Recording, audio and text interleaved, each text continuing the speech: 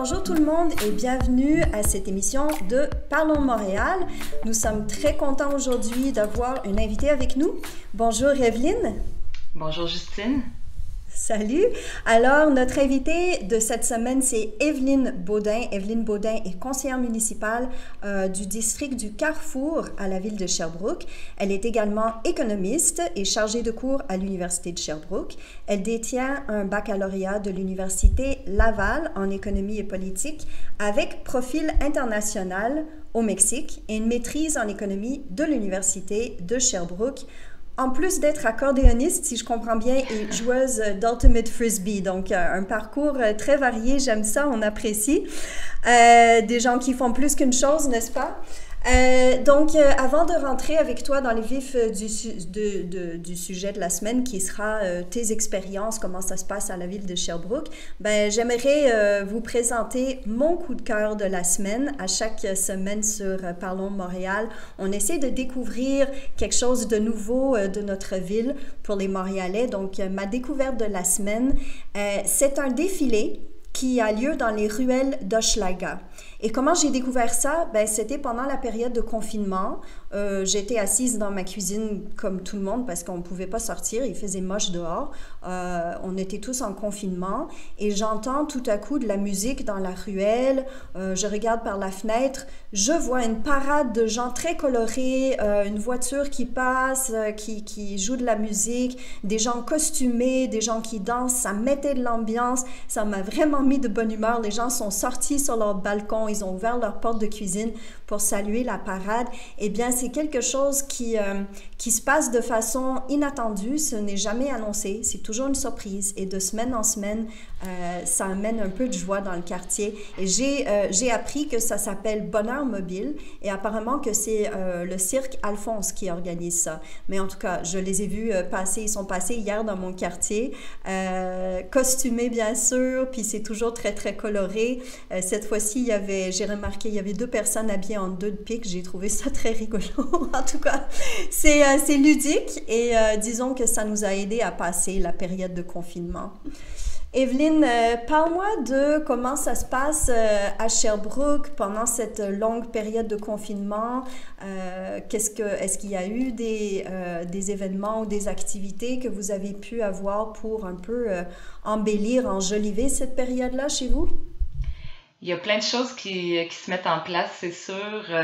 On voit que les initiatives émergent d'un peu partout. Une chose que j'ai remarqué, parce que j'utilise beaucoup le vélo pour me déplacer à Sherbrooke, mais le vélo électrique, parce qu'à Sherbrooke, il y a beaucoup de côtes pour les gens qui connaissent notre ville. Puis, quelque chose que j'ai remarqué, c'est qu'il y a vraiment plus de vélos que jamais. C'est le sport de l'été, je crois, c'est le vélo. C'est tant mieux parce que je pense que c'est une super belle option de mobilité là, dans nos villes. Les magasins de vélos manquent de vélos, c'est extraordinaire. Fait que ça fait partie des choses qui se passent. Puis il y a un groupe Facebook Vélo urbain Sherbrooke qui est super actif. Les gens partagent des photos de leur désir, de nouvelles pistes cyclables qu'ils voudraient voir à Sherbrooke. Puis une des choses qui a émergé de ce groupe-là, c'est l'idée peut-être de voir comment est-ce qu'on pourrait transformer les sentiers de motoneige à Sherbrooke en sentiers pour les vélos l'été. Parce que les sentiers de motoneige, ce qui est le fun, c'est que c'est dans le bois, c'est dans la nature, ça relie, il y a tout un beau réseau. Fait que peut-être qu'on pourrait voir à faire de ce réseau-là un réseau cyclable. Puis ça a l'air qu'il y a de l'ouverture du côté des motoneigistes. Même si c'est pas, c'est les motoneigistes puis les cyclistes, c'est pas nécessairement les mêmes personnes ou des groupes qui sont très proches. Non. mais là, dans ce cas-là, il y aurait des intérêts communs. La seule demande des motoneigistes, ce serait qu'il n'y ait pas de vélo l'hiver sur ce réseau-là. C'est sûr qu'on veut encourager le vélo d'hiver, mais en même temps, c'est un réseau qui est vraiment plus récréatif parce que c'est dans la nature. Puis tu sais, l'objectif, ce serait pas nécessairement que ce réseau-là, ce soit pour amener les gens de leur maison à leur travail. Fait que je pense qu'il y aurait quelque chose qui nous permettrait là, vraiment de presque doubler notre réseau cyclable à faible coût très rapidement Ouais. à Sherbrooke. Fait que ça, c'est une des choses là, dont je voulais vous parler. Ah, super. Mais comme tu dis, si le fait que le réseau soit déjà là, ça veut dire que ça ne nécessiterait pas beaucoup d'investissement aussi. Donc, c'est intéressant. Puis c'est des parcours qui ont été choisis, j'imagine, pour leur beauté, entre autres. Oui, absolument. Mhm. Puis un peu Mhm. dans la même thématique, puis c'est drôle que tu parlais tantôt des parades, parce que moi je suis impliquée, d'habitude je suis impliquée dans l'organisation de la fête nationale. Oui. Il y a trois fêtes nationales différentes à Sherbrooke, là, plus des fêtes comme de quartier. Puis là, cette année, D'accord. on était vraiment triste parce que dans mon quartier, ben, il n'y aura pas de fête nationale, on n'a pas le droit de faire de rassemblement. Mais Hmm. il y a des gens qui ont ressorti l'idée des parades à la Saint-Jean. C'était une tradition avant à la Saint-Jean-Baptiste de faire des parades. Fait que qui sait, peut-être que ça va être une idée qui va faire son chemin dans la communauté. Il y a Mhm. peut-être du monde qui vont vouloir sortir un pick-up puis dans la boîte en arrière mettre du monde qui joue de l'accordéon ou quelque chose comme ça. Fait que Ça pourrait être toi? Pardon? Ça pourrait être toi la joueuse Moi? d'accordéon. Non, non, non, non, non. Mais, Mon critère pour jouer de l'accordéon avec d'autres personnes, c'est qu'il y ait, tu sais, que ce soit plus une ambiance de salon ou autour d'un feu de camp, mais ok, dès que j'ai je l'impression comprends, d'être ouais. mise sur une scène, là, je deviens inconfortable parce que ce que j'aime de cet instrument-là, c'est plus espèce de petit cocon d'intimité où est-ce que les gens se mettent à chanter ensemble. Là. Fait que souvent, tu sais, quand on est sur une scène plus loin, les gens Mhm. embarquent moins, puis ça devient moins une expérience partagée, puis une expérience collective. Je te comprends Fait tout que à fait. Puis, je suis convaincue qu'il y a mhm. bien des artistes professionnels en ce moment qui sont à la recherche de choses à faire, fait que probablement Mhm. que ça, peut-être que c'est quelque chose Mhm. qui pourrait voir le jour. Là. J'ai entendu dire que le gouvernement est en train de voir comment on peut souligner la fête nationale malgré le confinement cette année. Fait Oui. que Mais ça j'aime beaucoup reste. ton idée ou juste le fait de ramener des petites fêtes de quartier. Ça, tu sais, nous, on a peut-être tous eu cette expérience-là, plus jeune, de participer à des petites fêtes de quartier, des petites parades autour de notre quartier. Quand je suis arrivée à Roxborough, mes enfants étaient tout petits. Et il y avait encore la fête de Roxborough, imagine-toi, on fêtait l'anniversaire de notre quartier à Roxborough. Et mais c'était très familial. Il y avait pas la ville était peut-être un peu impliquée, mais pas tant que ça. C'était plus les gens qui s'organisaient entre eux. C'était une petite vente de trottoir avec des barbecues puis des enfants qui faisaient une parade de vélo. Quand j'ai vécu aux États-Unis, c'était la même chose autour de leur fête, la fête américaine le 4 juillet.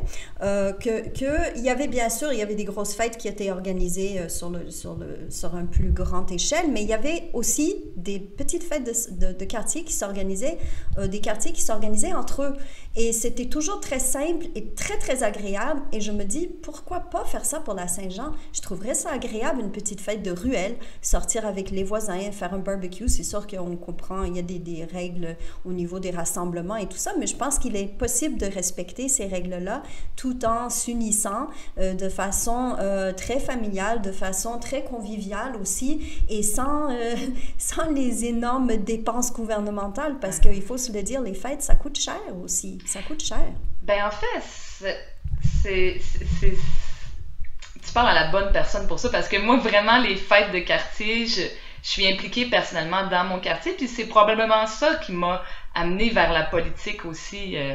J'étais impliquée au niveau de la fête du quartier Chauveau, donc la fête nationale, avant d'être élue conseillère. Puis après avoir OK. été élue, j'ai voulu encore m'investir là-dedans et j'ai démarré une fête cabane à sucre dans un quartier où Wow. est-ce qu'il y a où est-ce qu'il y a beaucoup de gens d'autres origines, fait que ça leur permettait d'être en contact avec cet aspect-là très québécois, Hmm. traditionnel. Alors ça, Oui. c'est une autre fête qui a lieu dans mon secteur, mais il Mhm. y en a plein des fêtes comme ça, puis la ville de Sherbrooke encourage vraiment les gens à aller vers ça. Elle a mis sur pied un programme qui s'appelle le programme des fêtes de voisinage.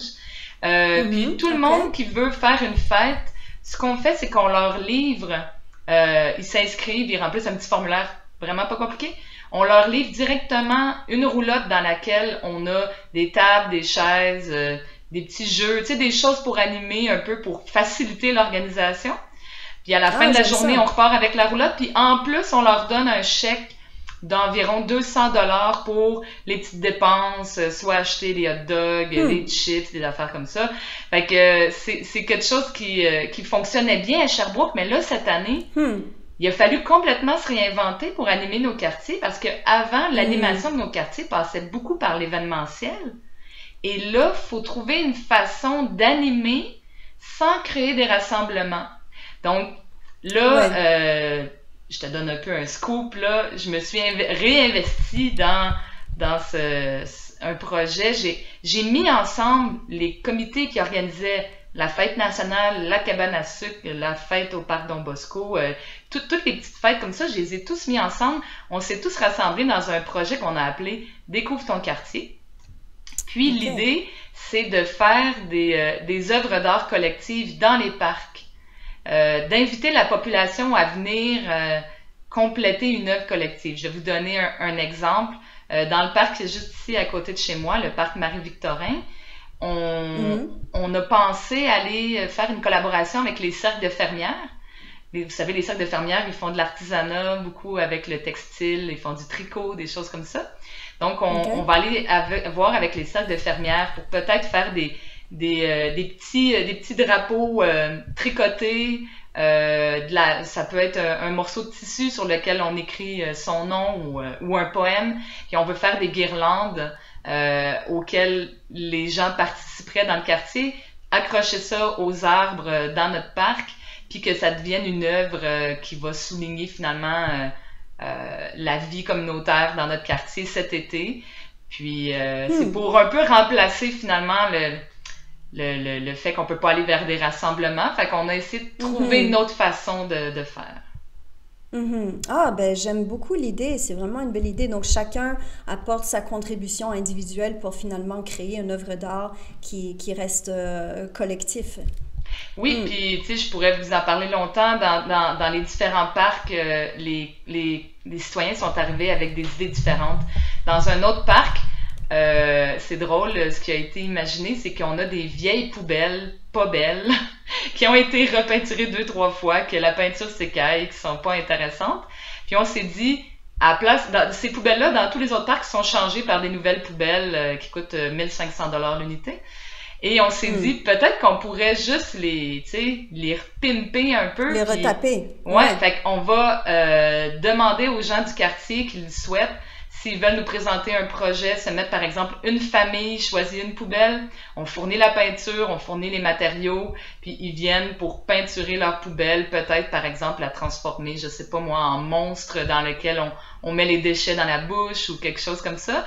Fait que là, on est en train de voir pour faire la décoration des poubelles dans ce parc-là et aussi pour faire peut-être une murale collective sur les bandes de la patinoire parce que c'est une Hmm. patinoire qui est pas entretenue par la ville. C'est une patinoire qui a été mise sur pied puis qui est entretenue et animée par les gens du quartier.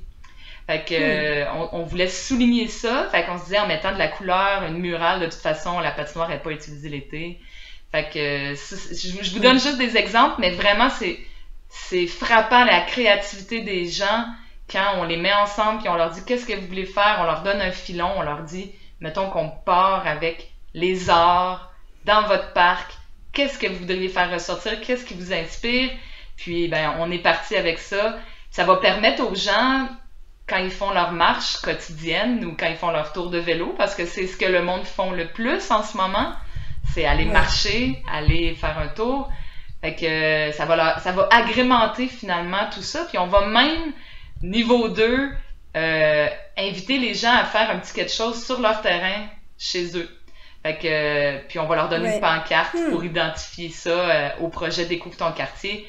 Puis ça va pouvoir être tout compilé sur un site internet, découvretonquartier.ca. Il n'est pas encore actif, le site web, il est en construction, mais d'ici la fin des classes, là, on espère pouvoir lancer officiellement ce projet-là dans le district du Carrefour, là, dans mon district à Sherbrooke. Alors, on va vous mettre le lien vers le site et puis je vais juste tout de suite poser une question à ceux qui nous écoutent.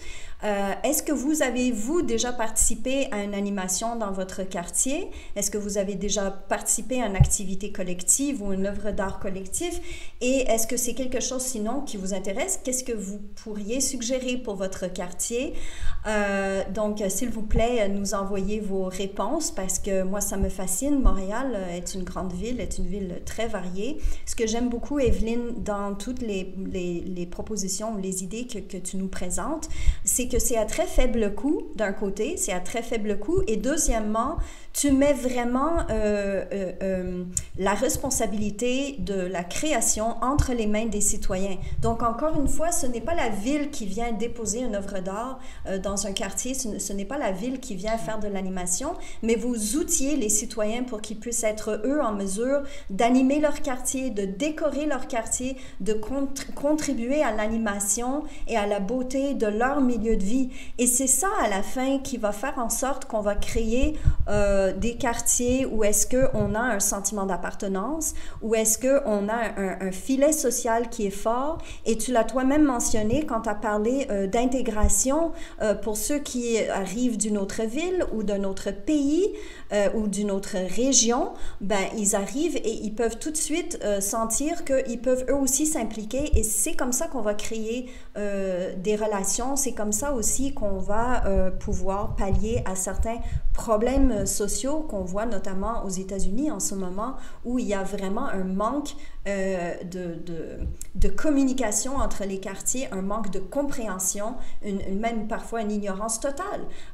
Et c'est ce qui mène au rejet de l'autre et plus tard à d'autres problèmes. Alors, le fait d'avoir cette approche-là, ben, je trouve ça très sain pour la ville, très sain pour les finances de la ville aussi. Moi, c'est toujours quelque chose qui me préoccupe. Et absolument essentiel pour avoir une vie de quartier qui est agréable et qui est sain pour tout le monde et qui contribue à notre qualité de vie à la fin.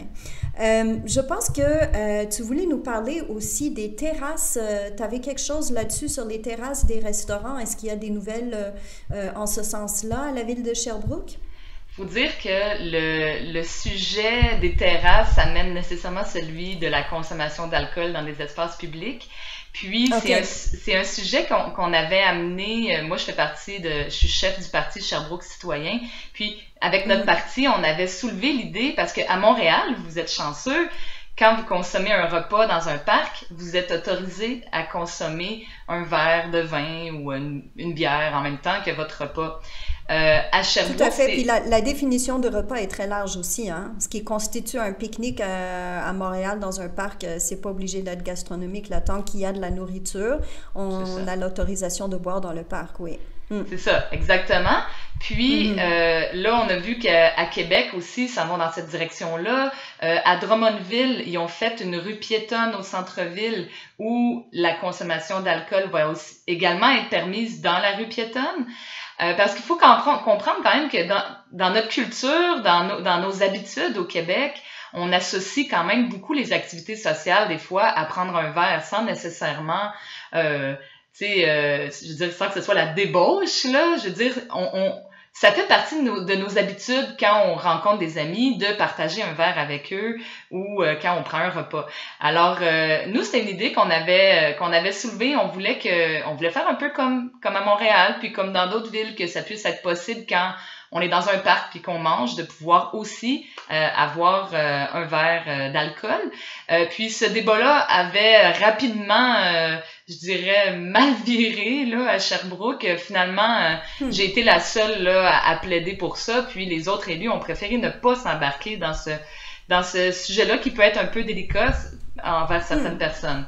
Mais là, ce qu'on voit, c'est qu'avec la pandémie, les villes sont en train de remettre en question bien des choses, dont cet aspect-là, parce qu'on se rend compte que c'est important d'occuper notre espace public pleinement, puis que, tu sais, moi, j'habite dans une maison, tu sais, j'ai une cour arrière, fait que si je veux inviter mes amis chez moi à prendre un verre en arrière, profiter du beau temps, je peux le faire. Mais il y a beaucoup de gens, la moitié des gens vivent en logement, puis c'est pas tous ces gens-là qui ont même un balcon ou une cour arrière. Donc, les parcs deviennent finalement pour eux leur cour arrière, puis ce serait agréable de pouvoir leur fournir cette possibilité-là. Fait que le débat est revenu à la surface depuis, je dirais à peu près un mois, là, depuis qu'il fait beau. Pour l'instant, c'est un peu délicat dans un monde politique. Moi, je représente un peu... C'est dommage quand même parce que, tu sais, on pourrait croire que ça ferait l'unanimité, une proposition comme ça. Ouais, mais c'est ça, tu sais, les idées sont pas toutes reçues sur un pied d'égalité à la ville de Sherbrooke. Moi, je représente un nouveau parti, fait qu'ils me voient beaucoup comme une adversaire, puis ils aiment pas trop ça, là, tu sais, quand je brasse puis que j'amène des idées, puis tout ça, fait que ça a pas toujours la même réception que quand ça vient de d'autres personnes. Alors, mais quand même, il y a une brèche, je dirais, qui s'est ouverte, fait que ça, c'est une bonne nouvelle. Tant mieux. Une chance que tu es là pour ouvrir la brèche. Ouais, c'est ça, c'est mon travail, hein. Je défonce des portes, je trace des chemins, j'ouvre des brèches. C'est pas un travail facile non plus et je t'en félicite. C'est pas un travail c'est sûr que non. Alors je vous parlerai pas très nécessaire. C'est ça, je vous parlerai pas de tout ce que j'ai vécu cette semaine en essayant d'ouvrir des brèches. Si on reste sur le sujet un peu plus positif là de l'animation de nos espaces publics. Ce qui s'est passé, c'est que là, on a eu une proposition pour faire une partie de notre rue principale du centre-ville.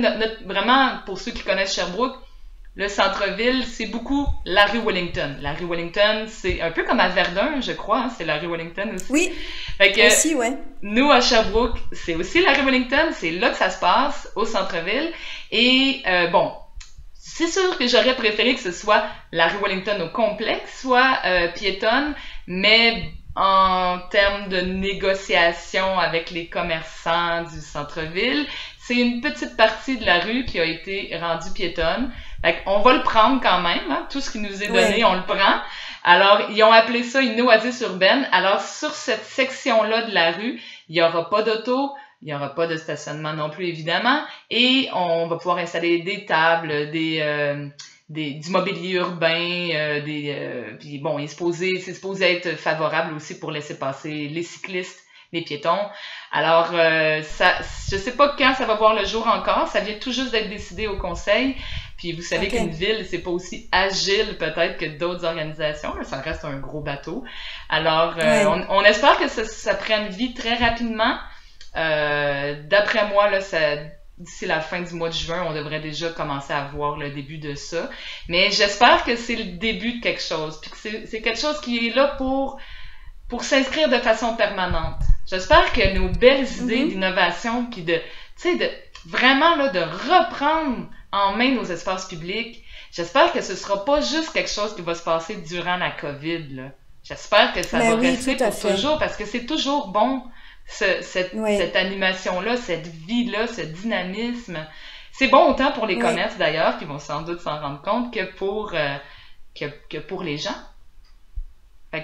Ça nous fait réaliser, je crois que la pandémie nous a fait réaliser à quel point ces espaces sont importants, mais comme tu dis, on espère que ça va se prolonger. La même chose se passe à Montréal avec la Sainte-Catherine. On a piétonnisé certains endroits à certains moments. On a eu peur. C'est sûr que les commerçants sont craintifs. On ne veut pas trop bousculer les gens dans leurs habitudes par peur de perdre cet achalandage qui fait vivre nos rues commerciale, mais en même temps, je pense que la brèche est ouverte, le changement s'installe tranquillement et les gens sont prêts à essayer d'autres choses. On espère que ça va durer. Evelyne, je pense qu'on arrive déjà à la fin de notre émission. Ça a passé vite, on avait tellement de sujets à discuter, on a touché à quelques-uns seulement. Alors, j'espère qu'on va pouvoir poursuivre la discussion une autre fois et puis au plaisir de prendre un verre avec toi dans un parc à Sherbrooke. Éventuellement, un jour. Éventuellement. Ça va nous faire plaisir de t'accueillir dans nos beaux parcs qu'on a à Sherbrooke. Là, vraiment, les Montréalais et Montréalaises seront bienvenus dans nos espaces publics. Ah ben c'est gentil, puis c'est une invitation qui est bien reçue. Merci à toi pour ton temps si généreux et puis à une prochaine fois. Merci tout le monde d'avoir écouté. Envoyez-nous vos idées, répondez à la question sur vos fêtes de quartier, vos parades de quartier, ce que vous voulez voir comme animation dans votre quartier. Et puis à la semaine prochaine. Bye tout le monde.